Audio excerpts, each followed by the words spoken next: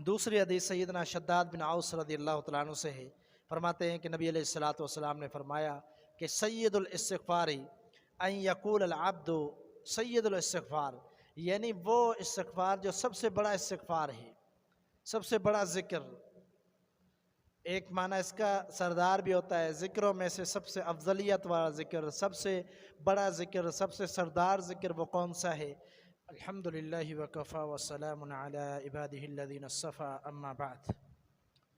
اعوذ باللہ من الشیطان الرجیم، بسم اللہ الرحمن الرحیم۔ بلوغ المرام من ادلۃ الاحکام، حافظ ابن حجر رحمہ اللہ نے جو کتاب لکھی، اللہ تعالیٰ نے یہ اعداد بخشا کہ الحمدللہ میں نے اس کو حفظ بھی کیا پڑھائی کے دوران 2016 میں۔ تو یہ کتاب بڑی ہی عظیم کتاب ہے احکام مسائل کے حوالے سے، جس میں ایک مسلمان کی زندگی میں پیش آنے والے مسائل، معاملات، ضروریات، اس سب کا بیان تقریباً آپ کو اس مختصر سی کتاب میں ملے گا، جو 1500 سے زائد کچھ احادیث پر مشتمل ہے۔ تو اس کا بیان ہم نے شروع کیا ہوا ہے الحمدللہ۔ ابھی ہمارا جو باب چل رہا ہے وہ باب الذکر والدعا، کیونکہ ہم نے یہ سوچا کہ کتاب الجامع کو پہلے بیان کرے، تو وہی چل رہا ہے، اس کا باب الذکر والدعا چل رہا ہے۔ تو آج ہم دو احادیث آپ کے سامنے رکھتے ہیں اس باب کی۔ ایک حدیث سیدنا عبداللہ بن مسعود رضی اللہ تعالیٰ عنہ سے ہے، فرماتے اللہ کے رسول نے فرمایا ان اول الناس بی یوم القیامت اکثرہم علی صلاۃ۔ یہ جامع ترمذی کی روایت ہے، ابن حبان رحمہ اللہ نے اس کو صحیح قرار دیا ہے کہ آپ نے فرمایا کہ کل قیامت کے دن شفاعت کا حقدار جو ہوگا زیادہ، وہ شخص ہوگا جو مجھ پر زیادہ درود پڑھنے والا ہوگا، یعنی یہ شخص میری شفاعت کا مستحق ہوگا۔ اور آپ جانتے ہیں شفاعت ایک بڑا باب ہے اور بڑا ایک موضوع ہے، سفارش کرنا، کون سفارش کریں گے کون نہیں کریں گے، لیکن حقیقت یہ ہے کہ یہ جو سفارش ہے وہ بھی اللہ کے حکم سے ہوگی، اس کے بہت سارے دلائل ہیں۔ تو نبی علیہ الصلوۃ والسلام کو جو اللہ تعالیٰ نے اجازت دی ہے جن لوگوں کی سفارش کے لیے، تو اس حدیث کا مطلب بھی یہی ہے کہ ان میں سے وہ لوگ بھی ہیں کہ جو بہت زیادہ نبی علیہ الصلوۃ والسلام پر درود پڑھتے ہیں۔ لیکن اس کے اندر ایک بات مد نظر رہنی چاہیے کہ موحد کے بغیر کوئی سفارش کا حقدار نہیں ہو سکتا، یعنی جو موحد ہو، جو توحید پرست ہو، اسی کی سفارش ہوگی۔ تو یقیناً ایسا شخص جو توحید پرست ہو اور بہت زیادہ نبی صلی اللہ علیہ وسلم کی ذات پر درود پڑھنے والا ہو، یقینی بات ہے درود پڑھنے والا بہت زیادہ کون ہوگا؟ جو نمازی ہوگا، جو اذان کے بعد جواب دینے والا ہوگا۔ یہ شخص دن میں کتنی رکعتیں پڑھتا ہے، پھر تشہد جتنی بار کرتا ہے، فرض نمازوں کے اندر تشہد کرتا ہے تو اس کے اندر درود پڑھتا ہے، تو یہ شخص جو ہے یقیناً نمازی شخص بہت زیادہ درود پڑھنے والا ہے۔ تو جو نمازی ہے، جو دین کے ساتھ لگاؤ رکھنے والا، وہ بہت زیادہ درود پڑھنے والا بھی ہے۔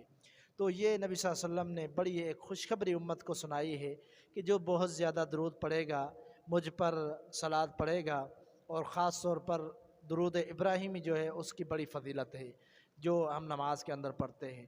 تو یہ کثرت کے ساتھ پڑھنا، اس کی بہت زیادہ فضائل بھی احادیث کے اندر آتے ہیں۔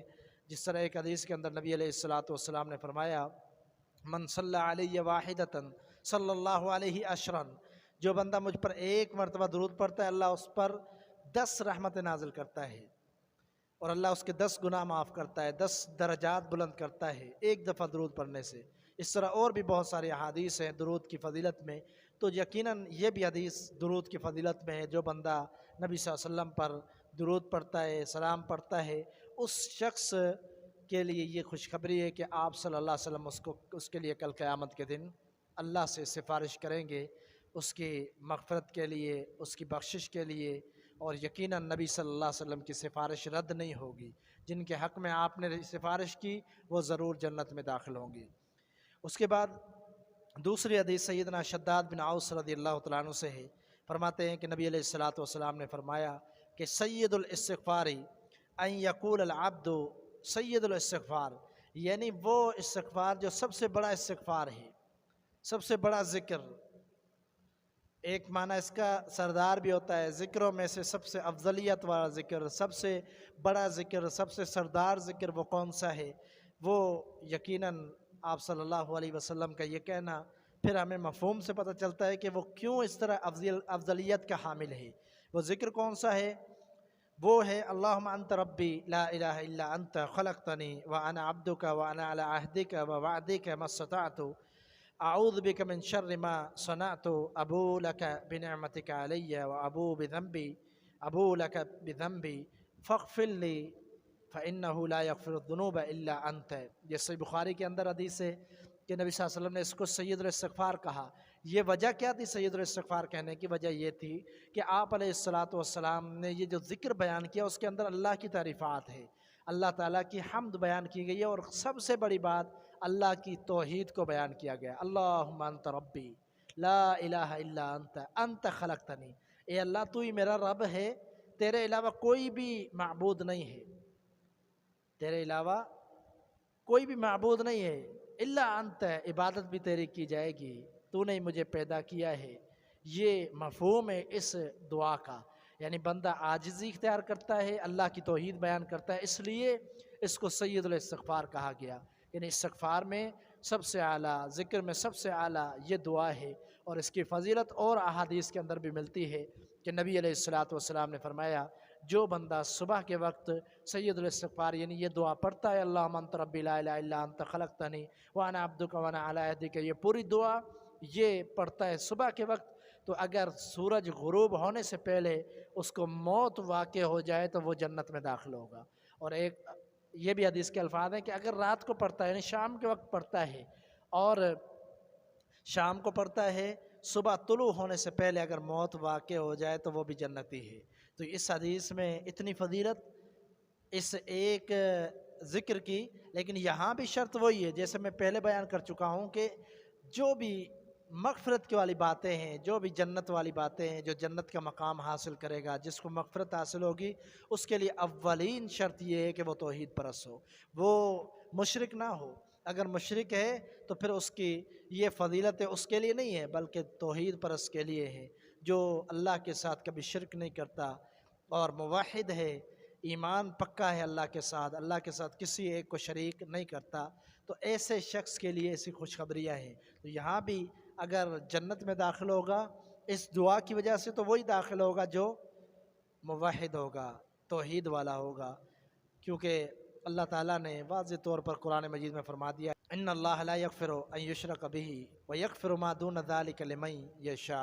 अल्लाह ने फरमाया कि अल्लाह से शिरक करने वाले को मैं माफ़ नहीं करता, उसके अलावा जिसको चाहे माफ़ कर दूँ, जिसको चाहूँ माफ़ कर दूँ। ये अल्लाह ने कानून बनाया कि मुशरिक है तो यानी चाहे कितने अज़कार करे, दुआएं पढ़े, फजीलतों वाले काम करे, लेकिन उसके लिए कोई फ़ायदा नहीं है, मग़फ़िरत उसके लिए जो मुवाहिद हो। तो ये दो बड़ी अहम हदीसें आज हमने पढ़ी बुलूगुल मराम में से, फ़जीलतें, एक तो दुरूद शरीफ की फ़जीलत, एक ये दुआ सय्यदुल इस्तिग़फ़ार दुआ, इसकी फ़जीलत हमने पढ़ी।